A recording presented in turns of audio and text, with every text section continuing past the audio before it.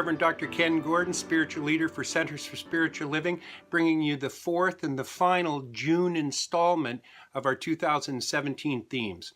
June has been all about accountability, so I trust you're accountable by now. This particular one for this month, or for this week, which is June 25th, is written by Reverend Tara Steele from Santa Rosa, California.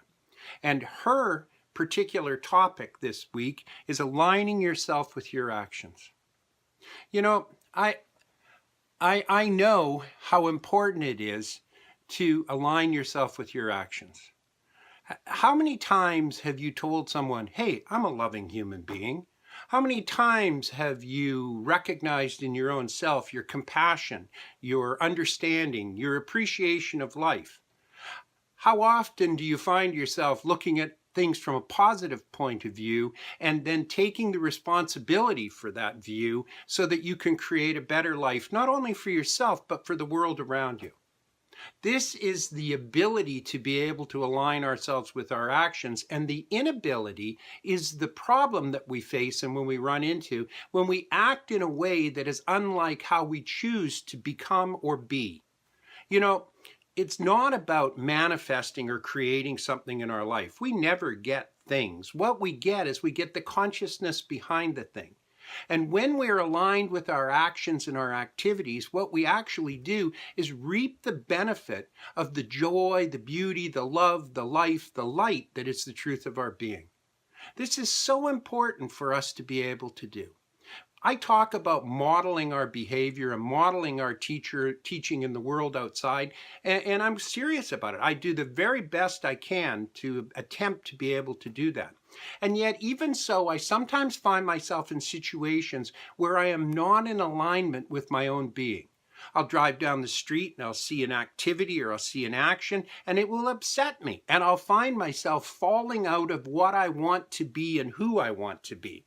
The same thing occurs when I watch the news. God knows, heaven knows that that's the truth. Sometimes I watch the news and then I have to turn it off and I have to go to work on my own self and my own ability to be able to line what I say I believe in compared to what I felt when I watched what was on television. Dr. Holmes says, the criterion for any human as to what is right or wrong for them is not to be found in some other man's judgment. The criterion is, does this thing I wish to do express more life, more happiness, more peace to myself, and at the same time harm no one? If it does, it's right. This is the big step right there, is to be able to take the activities and the actions of our lives and put them and implant them into the world, knowing the effect that they have on the world. An act of kindness is an act of goodness to life itself. Dr. Holmes also says, the way to work is to begin right where we are through constantly applying ourselves to the truth. We gradually increase in wisdom and understanding, for in this way alone will good result be obtained. If day by day we have a greater understanding and a clearer concept, if daily we are realizing more of truth and applying it in our actions, then we are on the right path and eventually we will be made free. When we talk about accountability, the most important thing to be accountable for is to be accountable to your own self.